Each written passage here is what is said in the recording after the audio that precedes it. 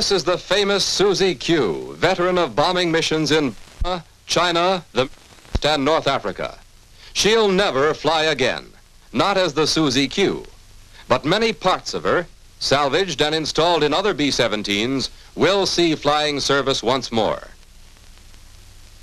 Few airplanes chalk up as many missions as did the Susie Q. But, just like the crashed Susie Q, there are many other ships which have seen real fighting service and now serve in the only way left, as sources of salvage parts in Air Force boneyards.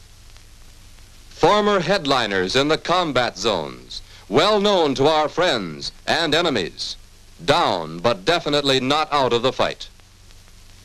Here is the boneyard at Telergma, North Africa, typical of those established in all combat areas.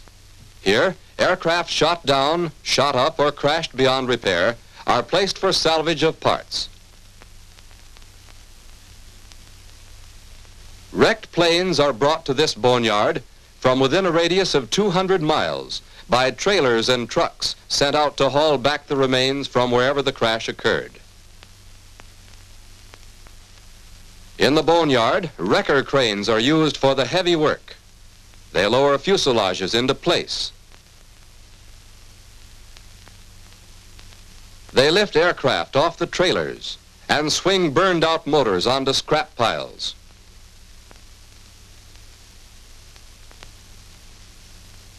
The many parts of different types of aircraft are assigned separate locations for the most efficient salvage.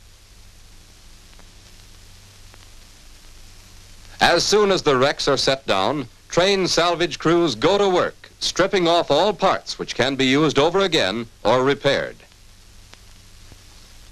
In this case, it's a landing gear. In this one, it's tubing. Each salvageable piece is removed at the earliest possible moment and set to reclamation, where these parts are inspected. From here, they go to Air Force Supply or are forwarded to the repair shops.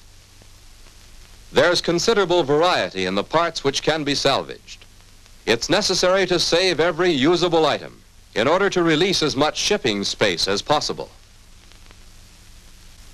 It's comparatively simple to remove guns, but salvage operations often require real ingenuity. Lieutenant Rogers, officer in charge of the 20th Air Depot Group Repair Squadron, invented this reclamation barrel. It's merely a 50-gallon gas drum which is filled with sand, water, and the parts to be cleaned.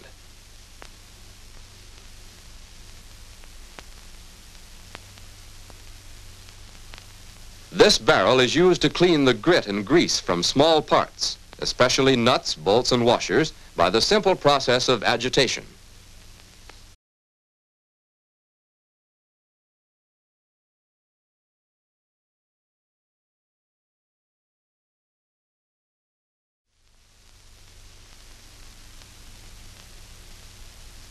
When the improvised cover is removed from the 14-inch opening cut in the drum, the parts, thoroughly scoured by now, are washed and put aside for the stockpile.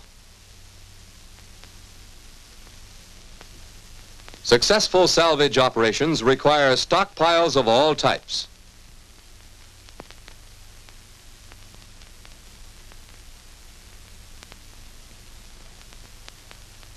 Landing gear parts are much sought after, also replacement brake drums. Small engine parts and even tail assemblies rate special stockpiles. Common sight in any Air Force boneyard is that of a crew chief carefully picking out some part needed for his airplane. And naturally, pretty particular too. Of course, there are some parts which are just scrap.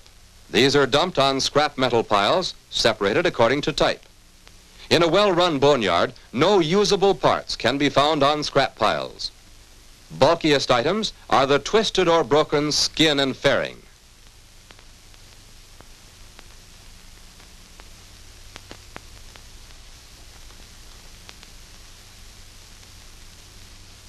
Making up smaller piles, but considerably more scrap tonnage, are burned out or smashed engines. Wrecked enemy aircraft are not overlooked either. After examination for military intelligence, and salvage, what remains becomes scrap for the boneyard piles.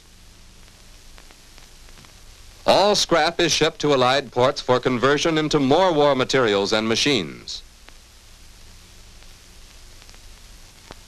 Although most scrap is baled for shipment, wings, fuselages, tail assemblies, and similar parts sometimes are loaded and shipped as individual pieces. Here in the freight yards also, the Arabs lend a helping hand in readying the scrap for shipment.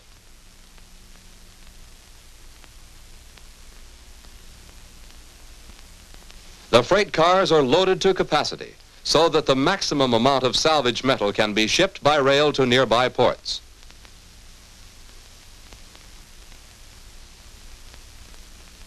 In this way, thanks to these repair and salvage squadrons, even as scrap, the Susie Q and her fighting sisters continue their war against the Axis.